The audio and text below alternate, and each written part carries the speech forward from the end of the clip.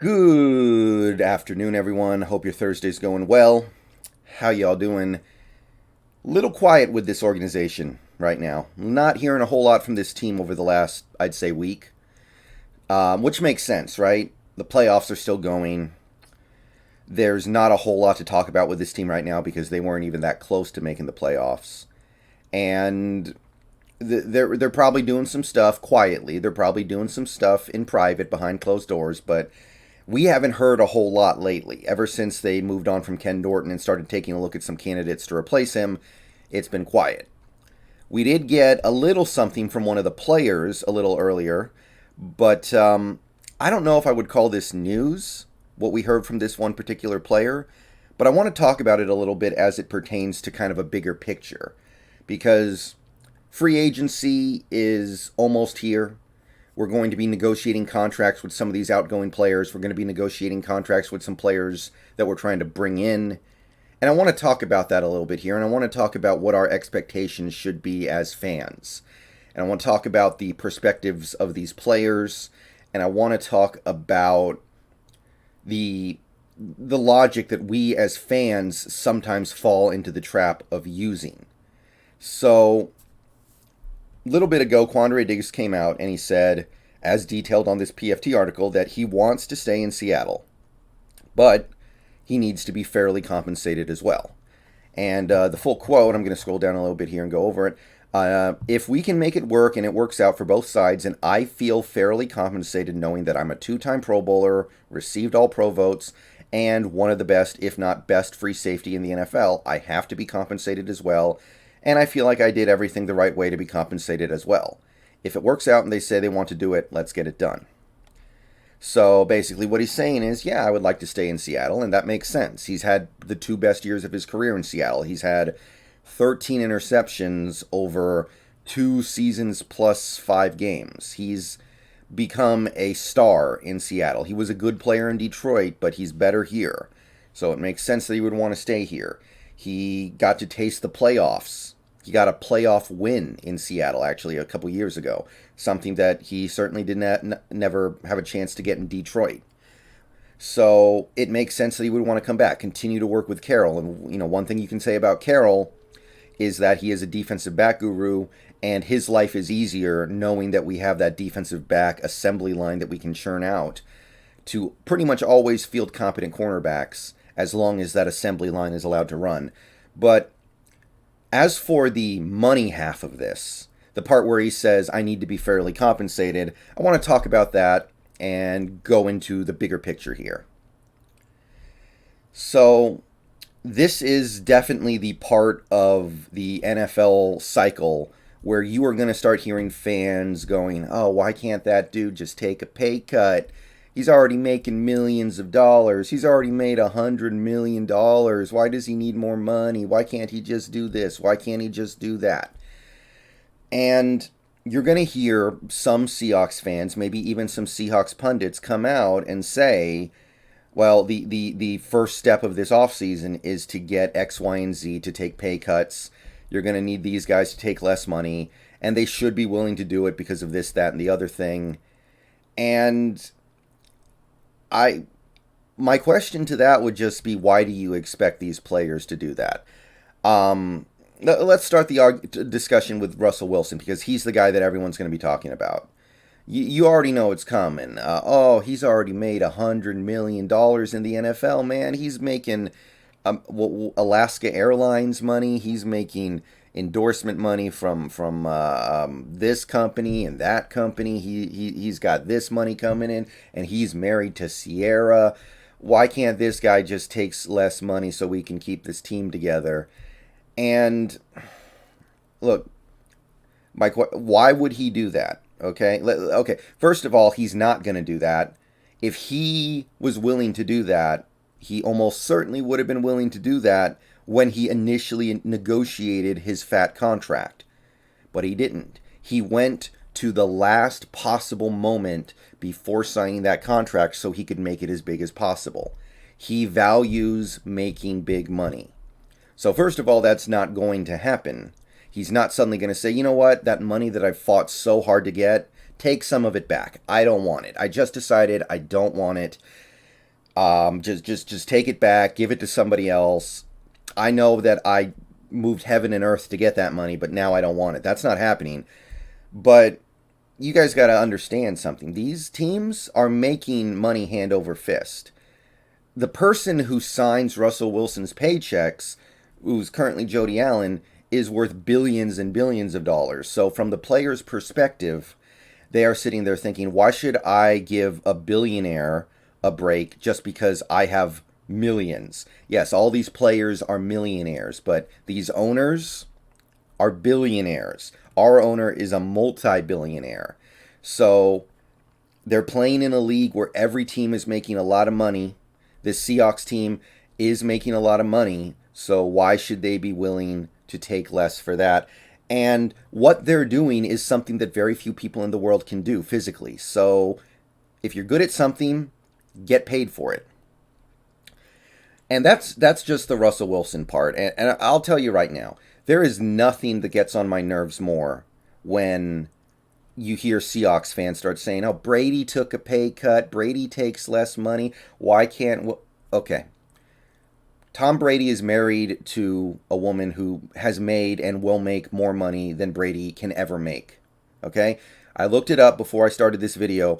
Gisele Bundchen's, or Gisele whatever her last name is, net worth is about $400 million.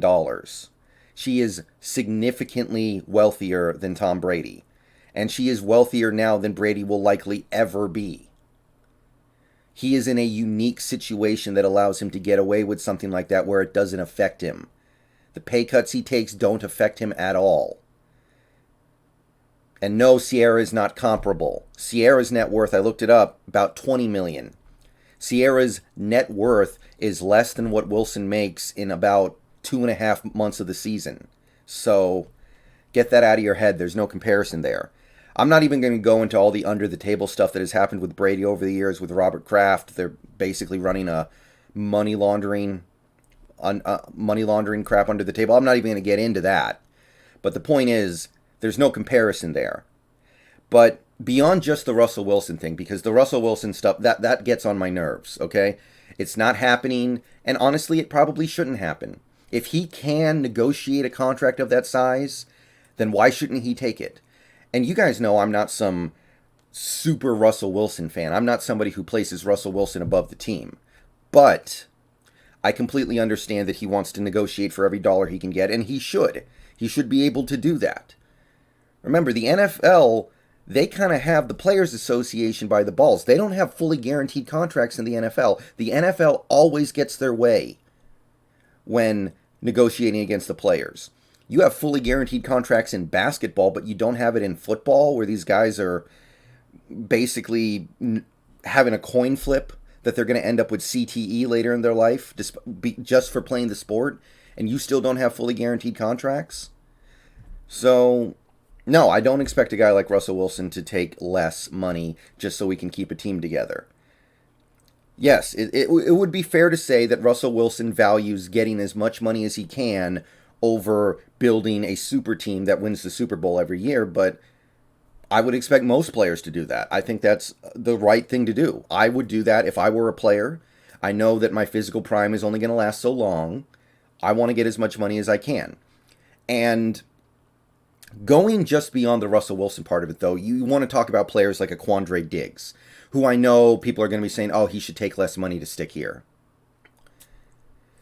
Quandre Diggs, this is probably his last chance to really get paid. This is probably the last time he will sign a big contract because he's starting to get older. He just had a massive injury that, by the way, might already depress his value as is. And by the time this next contract that he signs is up, he's probably going to be at the point where you can point to him and say, hey, that guy's past his prime. So why would you expect a guy like a Quandre Diggs to take less money? Why would you expect a guy like a DJ Reed to take less money when he's made practically nothing his NFL career? Okay? DJ Reed last year made less money than... I think he made less money than guys like Ben Burke-Irvin and Cody Barton. And DJ Reed was a relatively shut-down corner for, what did he play, 14 games? maybe you take out the first 3 because he was out of position, was a shutdown corner for 11 games last year. Great player, did great stuff. He was great for us the year before, playing the last half of the season. And he's getting paid significantly less than the kicker and the punter. And now he's got a chance to get paid. Why do you think he's going to take less? Yes, there is a difference between 30 million and 20 million. There just is. So get those thoughts out of your head right now. Like, sometimes you will see a player say they're willing to take less to stay in a certain place, but usually it's a little less. Like, remember Golden Tate. Golden Tate came out when he was a free agent and said, I'll take a little bit less to stay in Seattle. Then he saw our offer and he was like, whoa, I didn't mean that, guys. Bye. You will see things like that sometimes. Sometimes you will see it with older players. Like, you might see Dwayne Brown take less. Maybe a little bit less because he's old and he just wants to end his career in a place where he feels like good things can happen. You might see some, like, let's say we're going to move on from Bobby Wagner. What if Bobby says, you know what, I don't want to end my career anywhere else. Bring me back for $4 million and I'll be good with that because I've already made a lot of money. I'm a veteran. I've done everything I can do. I could probably go get like $6 million on top of the 3.75 dead if you cut me if I go somewhere else. But bring me back for 4. Bring me back for 5. And I'll be good with that. You might see something like that. You might. But don't expect these players to really give you some discount to make things work. Okay? And again, most of this video was focused on the Wilson side, but this goes for any and all players that your team can go after. Don't expect them to take less just because. It doesn't make any sense for them. I mean, Quandre Diggs just broke his ankle with 10 minutes left in his contract. If that's the guy who hasn't learned that I need to get this bag while I can, then nobody has. And if Quandre still gets a bag, he will probably be very grateful for it because he knows that suffering an injury like that with 10 minutes left on your contract is terrible. It's awful. If he still gets paid, then he will be very grateful for it, but he's not leaving money on the table here.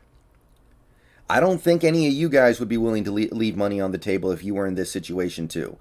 You've got a limited amount of time to go make money, and for most of these guys, they could never make money any other way than using their athletic abilities. Like a guy like a Russell Wilson, if he couldn't make hundreds of millions of dollars via playing sports, what would he be doing? Would he be working a job like me where you make money, but you're not making, FU money? You're just making a normal amount of money, like you and me. He might be not that different than guys like that. A guy like a Quandre Diggs, what would he be doing if he couldn't make money via his athletic abilities and general physical prowess? Probably not a lot. So this is the only way these guys can ever make money like this.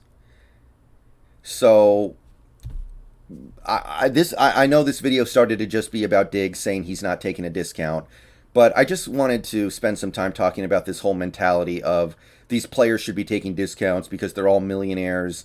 It's not happening. Or it happens very rarely, and it usually happens for not that much. Okay? The Brady comparison, throw it out. Get it out of your head. If you want to try to make it so that Russell Wilson gets married to Jeff Bezos' ex-wife, if you want to do that, then maybe Wilson would be taking pay cuts because he would have billions of dollars in the bank already. But it's not a fair comparison. Not at all. So yeah, as we start talking about the contracts this team might be negotiating with these players, just understand that, of course, as a fan, I want these players to play for the veteran minimum. I want them to play for free because I'm a fan of the team. I'm not a fan of the players. But I can't put that on the players at all. They're going to try to get everything they can, and I don't think we as fans have any right to say about it. I try to stay out of players' pockets. I'll say that if a player signs a big contract, he needs to live up to that contract with his play on the field. But I'm not going to begrudge him the right to go get that big contract. Stream later on the Hawks Nest channel, we're going to talk about some of the free agents the Seahawks might bring in from other teams. See you guys there. Should be around 7. Peace out. Go Hawks. Let me know what you think down below.